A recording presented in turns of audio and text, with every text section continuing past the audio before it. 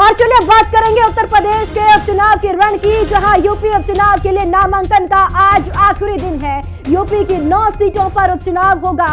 अयोध्या की मिल्कीपुर सीट पर चुनाव नहीं होना है।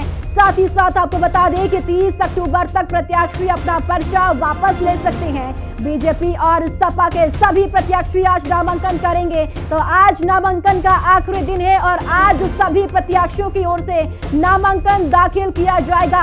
तो यूपी की 9 सीटों पर उपचुनाव होना है और इन तमाम 9 सीटों पर सभी राजनीतिक दलों ने अपने उम्मीदवार घोषित कर दिए हैं और आज नामांकन का आखिरी दिन है। और साथ ही साथ अयोध्या की मिल्कीपुर सीट पर चुनाव नहीं होगा और 30 अक्टूबर तक सभी प्रत्याशी अपना पर्चा वापस ले सकते हैं। तो बीजेपी और समाजवादी पार्टी के सभी प्रत्याशी आज नामांकन करेंगे। तो उपचुनाव का ये रण है। सभी राजनीतिक पार्टी दमखम के साथ चुनावी मैदान में है। तो कहीं जीत का सवाल है तो कहीं आपको बताते चले कि अपनी जीत को बरकरार रखने का सवाल भी है। तब आपको बताते चले कि भारतीय जनता पार्टी ने अपने सभी उम्मीदवारों को चुनावी मैदान में उतार दिया है और साथ ही साथ समाजवादी पार्टी इंडिया गठबंधन के तहत चुनावी मैदान में है। चूंकि कांग्रेस की ओर से एक भी प्रत्याशी चुनावी मैदान में नहीं उतारा गया है। कांग्रेस समाजवादी पार्टी को खुलकर चुनावी मैदान में समर्थन करती हुई नजर आएगी। इंडिया गठबंधन के तहत समाजवादी पार्टी चुनावी मैदान में है।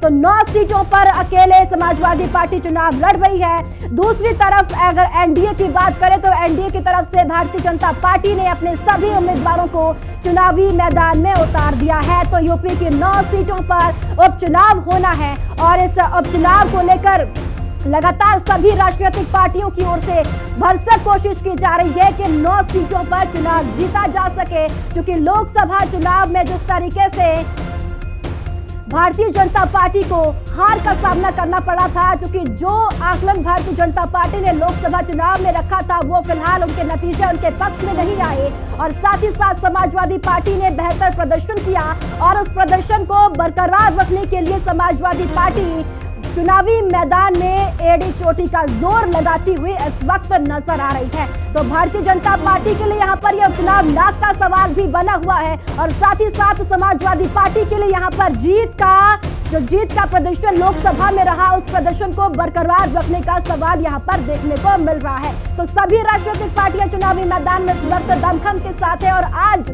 नामांकन का आखिरी दिन है। 9 सीटों पर उपचुनाव होना है। और चलिए तमाम इन सीटों पर क्या कुछ समीकरण बैठ रही हैं और क्या तैयारियां सभी राजनीतिक दलों की ओर से की गई है। हमारे सहयोगी मेरे साथ जुड़ चुके हैं। सौरभपुर फूलपुर से हैं और आकाश हमारे साथ गाजियाबाद से और विकास तिवारी करहल से हैं। सबसे पहले सौरभ का रुख करेंगे। सौरभ, फूलपुर विधानसभा सीट की अगर जिक्र करते हैं तो वहां पर क्या समीकरण इस बार बैठते हुए नजर आ रही है? कौन कौन चुनावी मैदान में है? पूरी जानकारी दीजिए इस सीट को लेकर।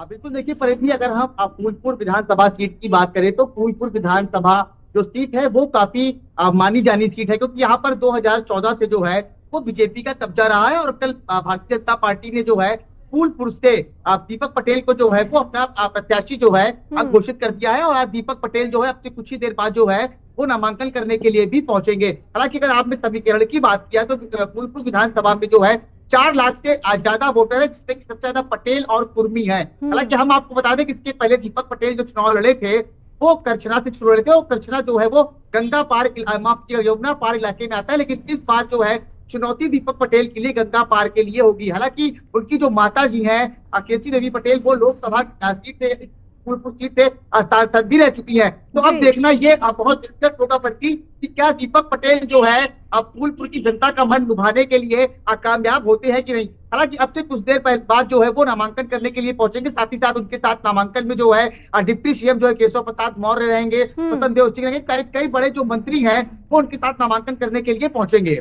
ठीक है सौरभ, आपके पास लौटेंगे। आकाश, गाजियाबाद सीट की स्थिति इस वक्त क्या देखी जा रही है यहाँ पर? क्योंकि भारतीय जनता पार्टी ने ब्राह्मण चेहरे पर दांव लगाया है, यहाँ क्या समीकरण बैठ रही है? कौन कौन से फैक्टर ऐसे हैं जो इस बार इस उपचुनाव में नजर आएंगे?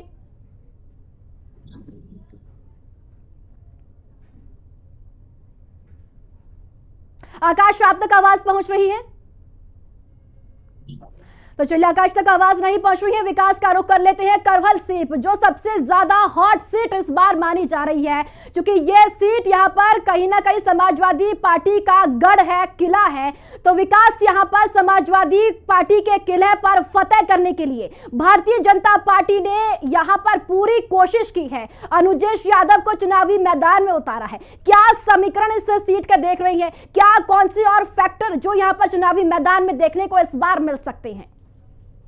और मैं बता दूं, मैनपुरी जनपद में जिस तरीके से लोकसभा सीट पर जहां लगातार समाजवादी पार्टी हमेशा यहां से जीतती चली आई है, उसके बाद में अगर बात की जाए, भाजपा ने पूरी कोशिश की है इस सीट को जीतने के लिए, बस सारे प्रयास उनके फेल गए। उसके बाद में पिछले लोकसभा चुनाव में डिंपल यादव ने जीत दर्ज की और ठाकुर जयवीर सिंह जो मंत्री कैबिनेट मंत्री है भाजपा के, उनको रहा। अब उसके बाद अब उपचुनाव जो करहल से होना है, जहां पर अखिलेश यादव ने ये सीट छोड़ी है कन्नौज जीतने के बाद, संसदीय क्षेत्र जीतने के बाद, अब जब इस पर चुनाव होना है तो वो ये सीट नहीं जाने देना चाहते। और भाजपा भी लगातार इस पे मंथन इस चीज को लेकर कर रही थी कि इस सीट को हर हाल में जीतना है, क्योंकि सबसे बड़ी बात सोचने की यह है कि सैफई वहां से 4 किलोमीटर की दूरी पर है, तो वहां पर वो जीत दर्ज करना चाहते, ये दिखाना चाहते हैं जहां पर यादव बहुल क्षेत्र है। तो बीजेपी ने जो काम कराया है तो काम के दम पर उन्होंने जीत दर्ज की है। काफी दिनों से मंथन चल रहा था, हाईकमान उनकी मीटिंग चल रही थी करहल को लेकर, जो कि कल ही नाम डिक्लेयर किया अनुजेश यादव। किसी को अंदाजा नहीं था इस चीज का कि जो तेज प्रताप यादव सपा के प्रत्याशी हैं करहल से, तो उनके ही सगे फूफा वहां पर उनको प्रत्याशी बनाएंगे, उनके सामने खड़ेंगे। ऐसा पूरे परिवार को अनुमान नहीं था कि इस तरीके से ऐसा हो सकता है। तो कहीं ना कहीं अगर देखा जाए तो चुनाव दिलचस्प होगा। वैसे एक तरफा जीत मानी जा रही थी समाजवादी पार्टी के प्रत्याशी तेज प्रताप यादव की, अब उनके फूफा है, जितना उनका वर्चस्व है करहल विधानसभा में उतना ही उनके फूफा का, क्यों वो भी कई चुनाव लड़ चुके हैं। तो कहीं ना कहीं देखा जाए तो वहां जीत हो सकती है। लोग एक ही चीज चेहरा देखते थे कि वहां पर कि भाजपा का अगर प्रत्याशी तो वहां पर यादव बहुल क्षेत्र तो वो सही से हो सकता है उनकी ना सुने। अब भाजपा का ही यादव चेहरा है तो कहीं ना कहीं उसका लाभ मिलेगा जो मौजूदा सरकार है। जी बिल्कुल विकास, देखिए यहाँ यादव और यादव की लड़ाई देखी जा रही है, कितनी असरदार ये लड़ाई इस बार देखने को मिलेगी और कितने दिलचस्प है, क्योंकि ये जो सीट है सपा सुप्रीमो अखिलेश यादव की ये सीट है, यहाँ पर उन्होंने अपना इस्तीफा दिया, उसके बाद ये सीट खाली हो गई, उनका गढ़ है, किला है, यहाँ पर कहीं ना कहीं कई चुनौतियां बीजेपी को यहाँ हो सकती है। पति जी, जिस तरीके से प्रोफेसर रामगोपाल यादव जो समाजवादी पार्टी के महासचिव हैं, राष्ट्रीय महासचिव हैं, तो उन्होंने एक बात कहा था, भाजपा यहाँ पर कितनी भी जोर आजमाइश लगा ले यहाँ पर नहीं जीत पाएगी। ये समाजवादी पार्टी का गढ़ है और करहल तो वो भूल ही जाए कि किसी भी तरीके जीत सकते हैं, चाहे यहाँ पर योगी आदित्यनाथ को स्वयं उतरना पड़े। तो उन्होंने इतनी बात बड़ी कही थी, तो वही भाजपा लगातार मंथन करिए किसको उतारा जाए। कई नाम ऐसे सामने आए, उसके बाद अनुजेश यादव के नाम पर मोहर लगाई, क्योंकि उनको पता है जितना सैफई परिवार से करहल की जनता प्यार करती उतना ही अनुजेश यादव से, क्योंकि उनके सगे संबंधी यादव वोट बैंक यहाँ पर बढ़ता हुआ भी नजर आएगा। बिल्कुल प्रदीप जी, मैं बता दूं, अब जब सामने यादव चेहरा है तो उनको यादव जो लोग हैं तो अपने यादव प्रत्याशी को ही वो चुनते हैं, प्रत्याशी कोई भी हो। अब उनको एक प्लस पॉइंट ये मिला कि भाजपा मौजूदा सरकार में उनके प्रत्याशी हैं, तो कहीं ना कहीं उनको मालूम विकास और तेजी से होगा, तो इसको लेकर वोट बटेगा। और ये भी कन्फर्म है कि जीत भाजपा अपनी मान के चल रही, लोग जीत की तरफ देख रहे हैं अनुजेश यादव। जी ठीक है विकास, आपके पास वापस लौटेंगे। एक बार फिर से मैं विकास सौरभ का रुख कर लेती हूँ। सौरभ, अगर फूलपुर लोकसभा विधानसभा सीट की अगर जिक्र करते हैं तो कौन कौन से ऐसे मुद्दे इस बार उपचुनाव में प्रभावी आप देख रही हैं जो सबसे ज्यादा अहम रोल निभाते हुए इस उपचुनाव में फूलपुर सीट पर है?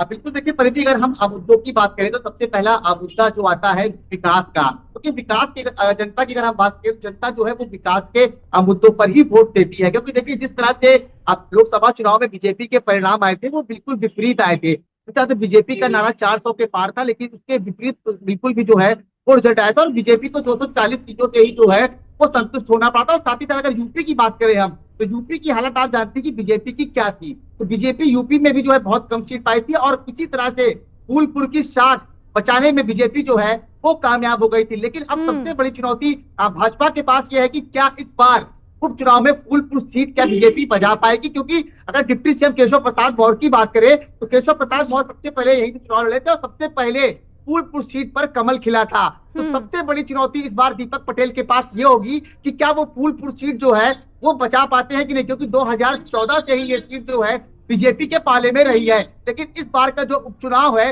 वो इतना आसान नहीं होगा, क्योंकि सामने जो है वो समाजवादी पार्टी ने अपना मजबूत उतारा है कैंडिडेट मुस्तफा सिद्दीकी। मुस्तफा सिद्दीकी जो है 3 बार के विधायक रह चुके हैं और साथ ही साथ समाजवादी पार्टी जो है इस बार यूपी में भी काफी अच्छा काम किया है। तो कहीं ना कहीं ये बहुत कांटे की टक्कर होने वाली है, क्योंकि समाजवादी पार्टी और भाजपा के बीच ही यहाँ पर जोरदार टक्कर देखने को मिलेगी। जी सौरभ, देखिए दीपक पटेल और मुस्तफा सिद्दीकी के बीच यहाँ दिलचस्प लड़ाई फूलपुर विधानसभा सीट में है ही, लेकिन सवाल ये भी सौरभ कि यहाँ अगर इन दोनों को चुनावी मैदान में उतारा गया है, जातीय समीकरण को ध्यान में भी रखा गया है, उस आधार पर दोनों प्रत्याशियों को चुनावी मैदान में दोनों पार्टियों ने उतारा, कौन किस पर भारी पड़ेगा ये भी बड़ा सवाल है यहाँ।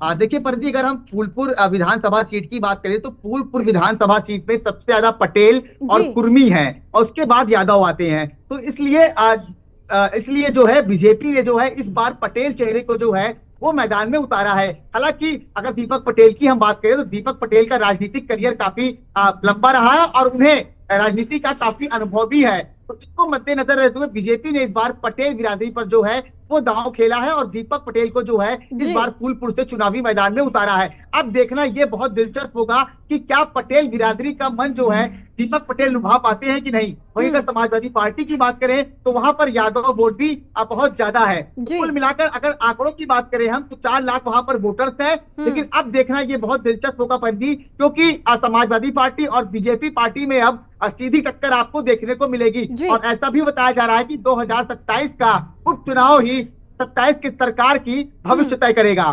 ठीक है सौरभ, आप हमारे साथ बने रहिए, आप सभी सहयोगी बने रहेगा, फिर से मैं आपके पास लौटूंगी। चूंकि इस वक्त बड़ी खबर आपको बता दें, निषाद पार्टी ने बीजेपी को समर्थन दिया है, हम एनडीए प्रत्याशियों को जिताने के लिए काम करेंगे, साथ ही साथ सीट नहीं अब जीत चाहिए। संजय निषाद की ओर से कहा गया सभी 9 सीटों पर जीत होगी और विपक्षी अफवाह फैला रही है। संजय निषाद की ओर से तमाम बड़ी बातें कही गई है और क्या कुछ कहा कैबिनेट मंत्री संजय निषाद ने, सुनाते हैं आपको।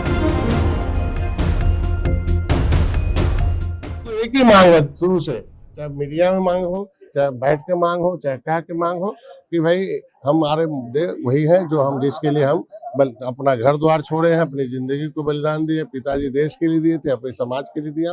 तो ये हमारे आरक्षण के मुद्दे प्रथम है, वो भाजपा को हल करना ही होगा। आपने कहा कि सीट में जीत चाहिए, तो जीत के लिए है तो आज देखो कांग्रेस ने अपने आप देखो कि बड़ा पार्टी होने के बाद उत्तर प्रदेश में जीत लाने के लिए उन्होंने समर्थन किया सपा का।